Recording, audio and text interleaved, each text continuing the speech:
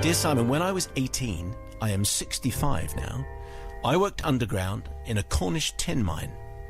It was 2,160 feet straight down, and at this depth underground, heat and humidity are very, very high. And on this particular day, I was set to work on what was called the Grizzly.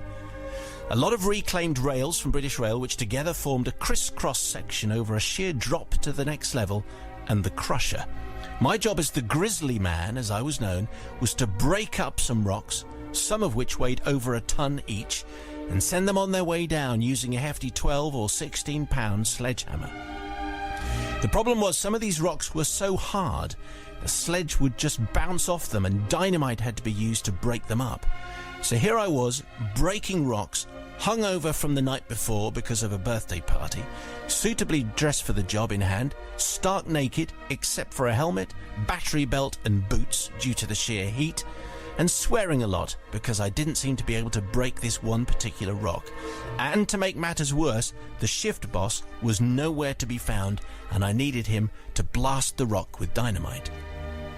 I then heard the cage, that's one of those large metal lifts, arrive at our level, and indistinct voices coming towards me.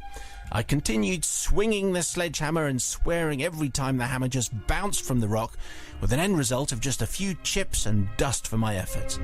My back was turned towards the people arriving, but I assumed one of them was my shift boss, who had finally come down to help me. As I turned to ask for explosives, and let me remind you of my demeanour here, I was naked and filthy from sweat and dirt, I was greeted with the unforgettable words, "And this, Your Highness..." "And this, Your Highness, is the Grizzly." Yes, Simon, unbeknownst to me, this VIP visitor was being shown round the mine.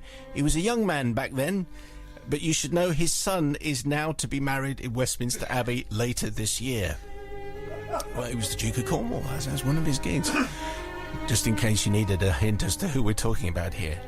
And there he was with his team and the top brass from the mine management, and me, completely starkers and very grubby. If you're going to meet royalty, that's like the worst. What's the worst place you could meet them?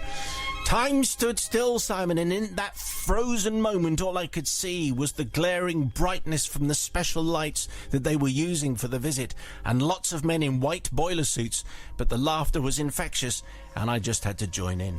The party then went on their way and I went back to breaking rocks and naturally took a lot of stick in the showers later, but all in all the hangover was declared completely cured.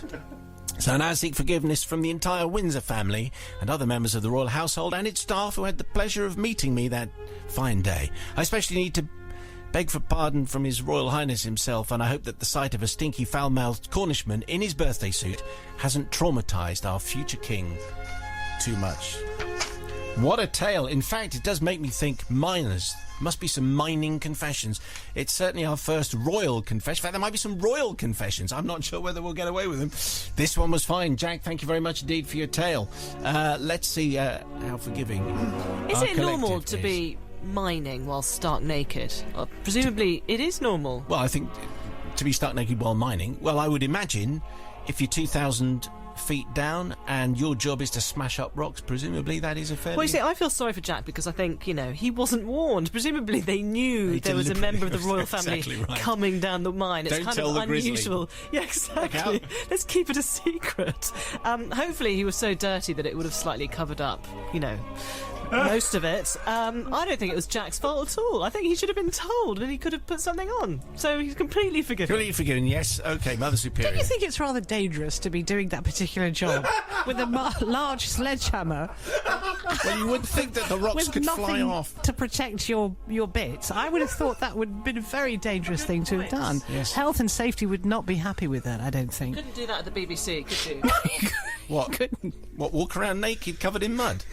Smash up rocks. Oh, I see. Whilst naked. Bruce Parry could get a TV series out of it, probably. But I do hope everything is intact, Jack. Really. Breaking rocks, that's what he does. I think the royal family, and in particular Prince Charles, have a great sense of humour, and they would have found it incredibly, rollickingly funny. So I think that as far as I'm concerned, Jack, you are totally forgiven. For giving everyone a good laugh. OK, Brother Matt goes next. It was superb. I love that. I was trying to think what the worst possible thing could be behind him as you were telling that story, and the words, and this, Your Royal Highness, is the grizzly. Because everyone's thinking, what do you say if you meet Prince Charles or the Queen or the Duke of Edinburgh? We go, well, if you're naked, that's... If you're naked with your hands around the grizzly. Yes. And what do you do? Have you come far? Yes. Indeed I have. You're definitely forgiven, Jack. Well done.